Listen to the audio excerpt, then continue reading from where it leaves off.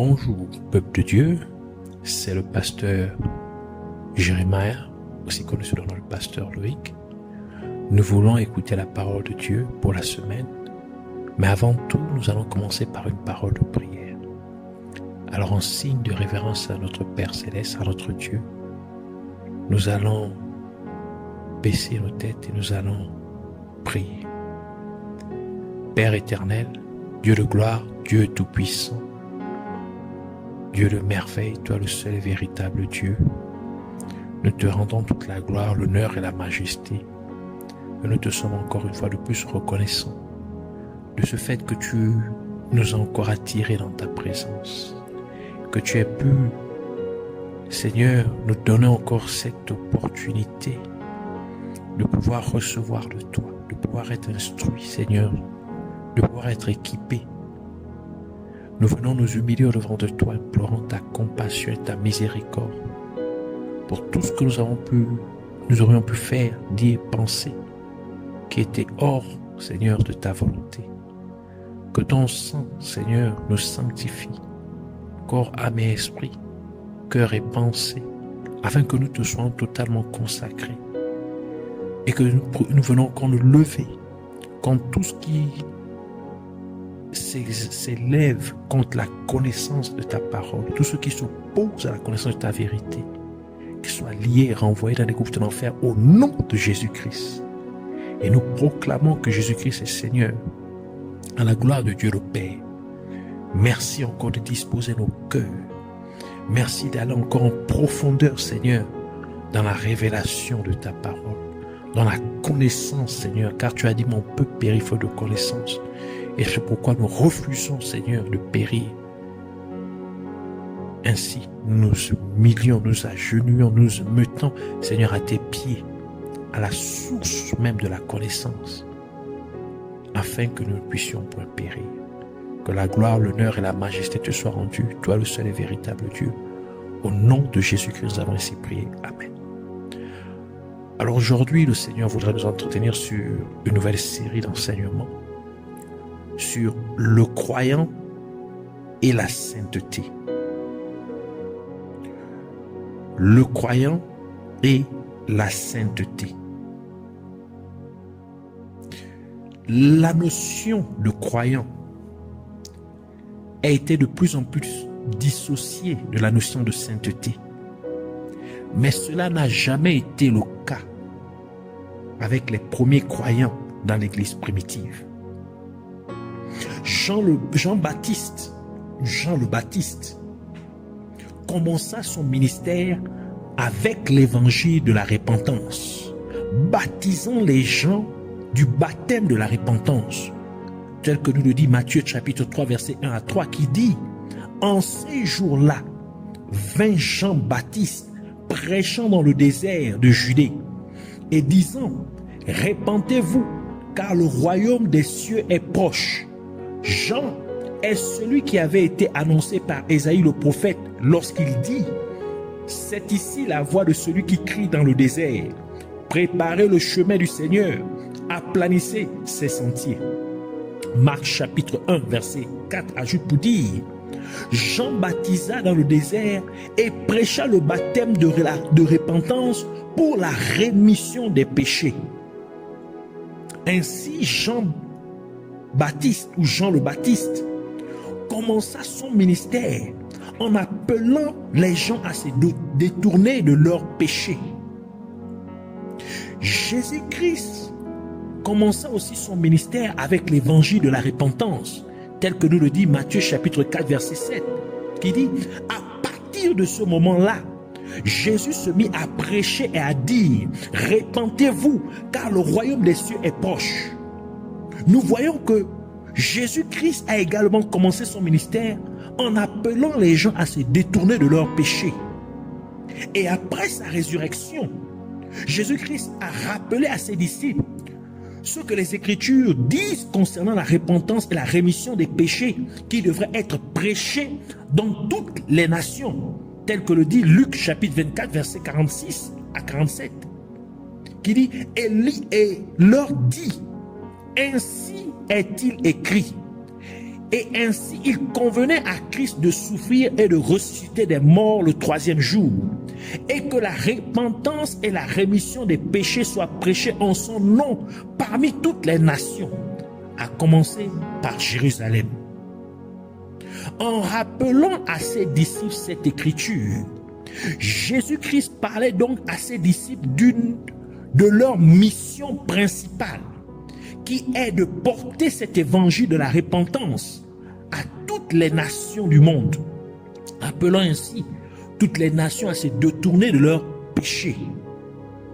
Les apôtres, à travers l'apôtre Pierre, ont également commencé leur ministère avec l'évangile de la repentance, tel que le dit Actes chapitre 2, verset 38, qui dit « Alors Pierre leur dit, repentez-vous et soyez baptisés chacun de vous au nom de Jésus-Christ pour la rémission des péchés, et vous recevrez le don du Saint-Esprit. » Et même l'apôtre Paul, qui s'est converti plus tard que les premiers apôtres, a également prêché l'évangile de la repentance aux non-juifs en Grèce, apportant ainsi cet évangile de la repentance aux nations du monde, comme Jésus-Christ l'avait rappelé à ses disciples. Actes chapitre 17, versets 22 à 23 et versets 30 à 32 à 31, qui dit « Alors Paul se tint au milieu de la colline de Mars et dit, homme d'Athènes, je vois qu'en toute chose vous êtes trop superstitieux, car en passant par là et en voyant vos dévotions, j'ai trouvé un autel avec cette inscription au Dieu inconnu, que vous adorez donc par ignorance. Je vous le déclare. Verset 30.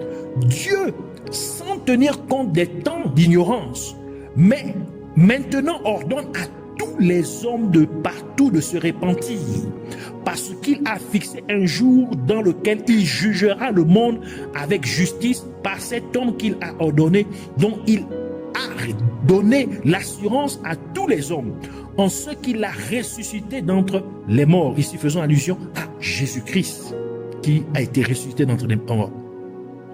Nous pouvons clairement voir dans ces versets ci-dessus que tous ceux qui ont été appelés à croire en Jésus-Christ ont été invités à se repentir pour la rémission de leurs péchés. Ils ont été invités à se détourner de leurs péchés afin que leurs péchés puissent être pardonnés alors qu'ils croient en Jésus-Christ pour d'être leur sauveur. Et cela a été le cas, que ce soit avec Jean le Baptiste ou Jésus-Christ, Pierre ou Paul.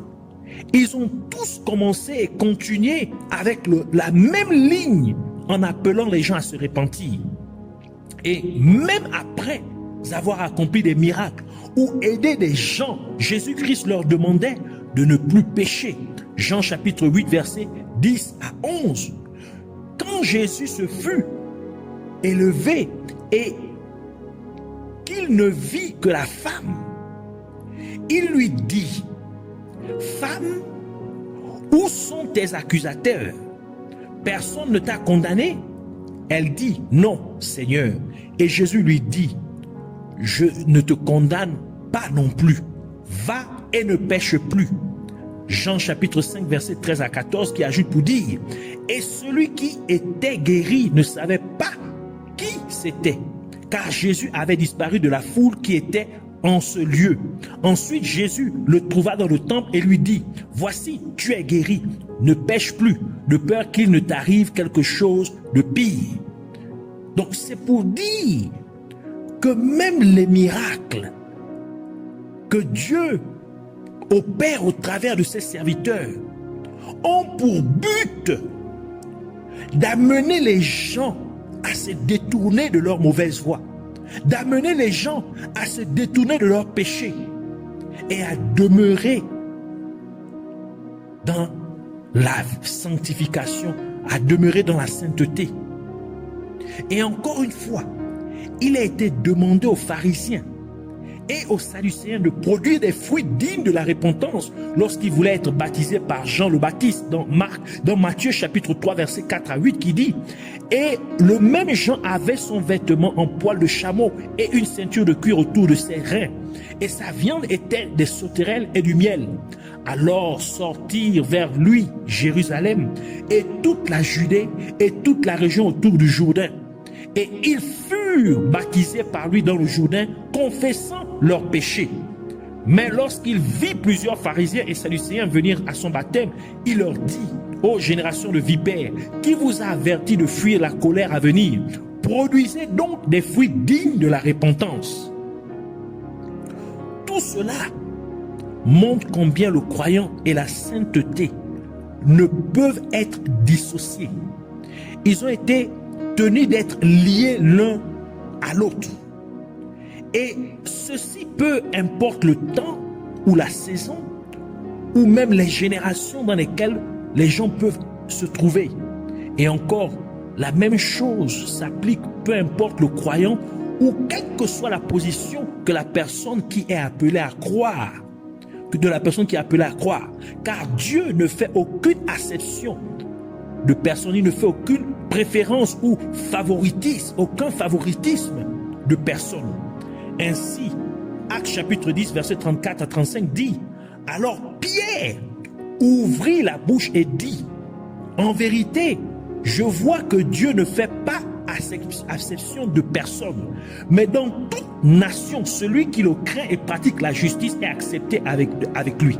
Romains chapitre 2 verset 11 à 12 ajoute pour dire: car devant Dieu il n'y a point d'acception de personne, car tous ceux qui ont péché sans la loi périront sans la loi, et tous ceux qui ont péché dans la loi seront jugés par la loi. Alors, qui est le croyant? Un croyant est quelqu'un qui croit en Dieu, quelqu'un qui considère Dieu comme étant réel et vrai.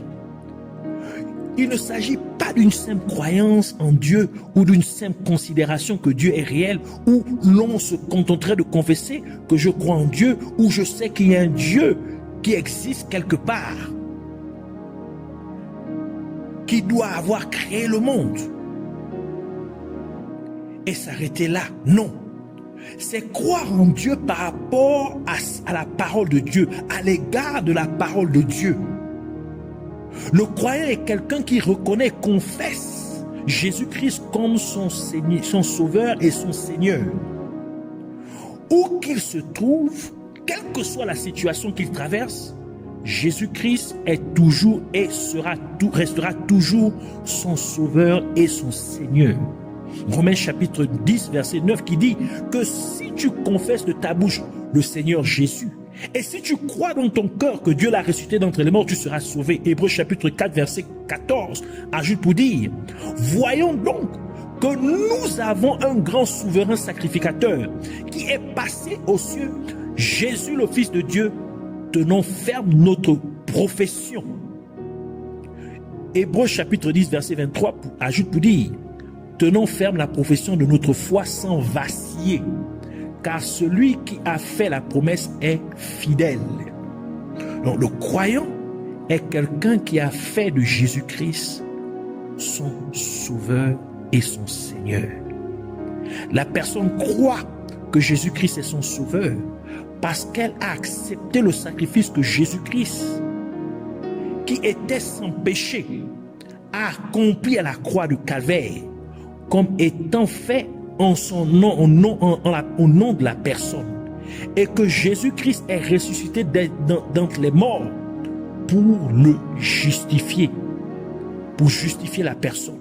Donc Jean chapitre 3 verset 16 dit: car Dieu a tant aimé le monde qu'il a donné son Fils unique, afin que quiconque croit en lui ne périsse point, mais ait la vie éternelle.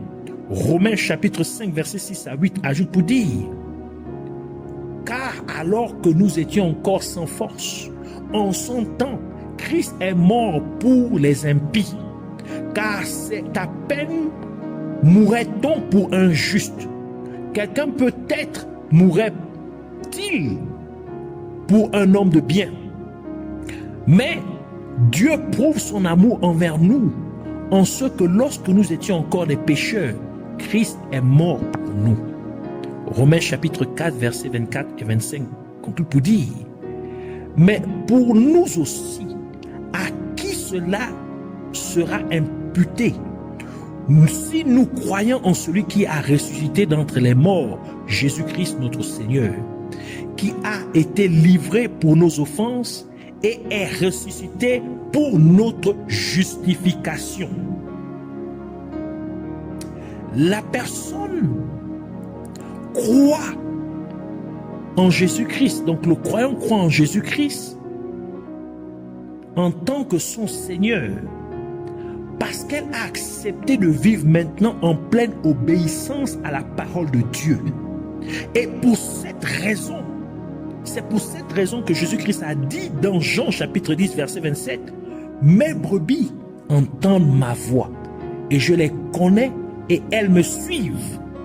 Matthieu 7 verset 21, Jésus ajoute pour dire, ceux qui me disent Seigneur, Seigneur, n'entreront pas tous dans le royaume des cieux, mais celui-là seul qui fait la volonté de mon Père qui est dans les cieux. Oui, c'est lui qui va rentrer dans le royaume des cieux.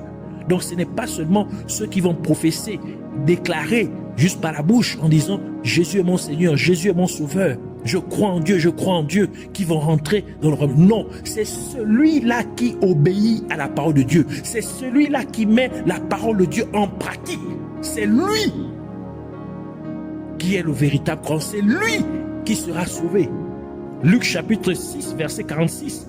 Jésus a dit pour dire, et pourquoi m'appelez-vous Seigneur, Seigneur, et ne faites pas les choses que je dis?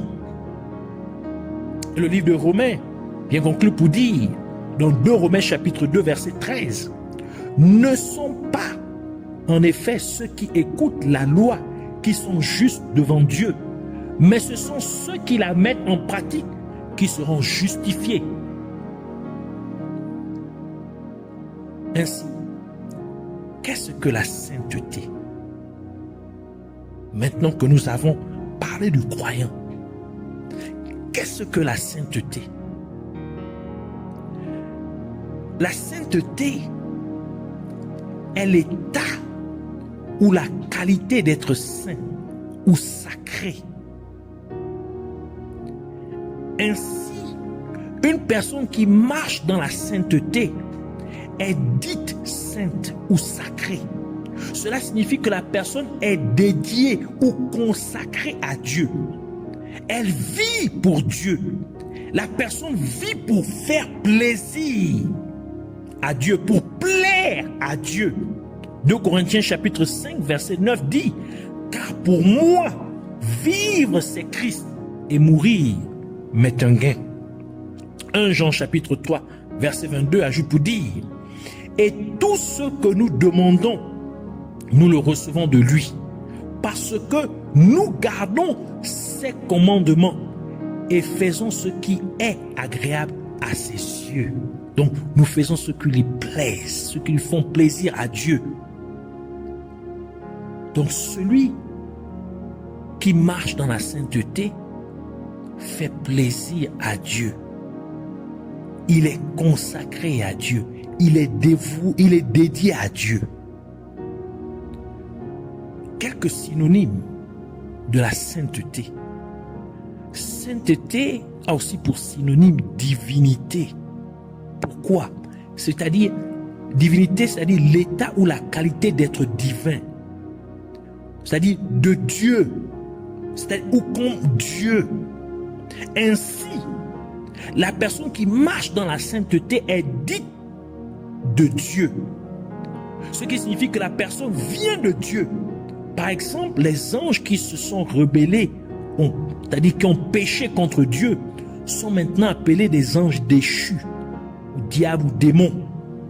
Tandis que les anges qui ne se sont pas rebellés contre Dieu sont appelés anges de Dieu.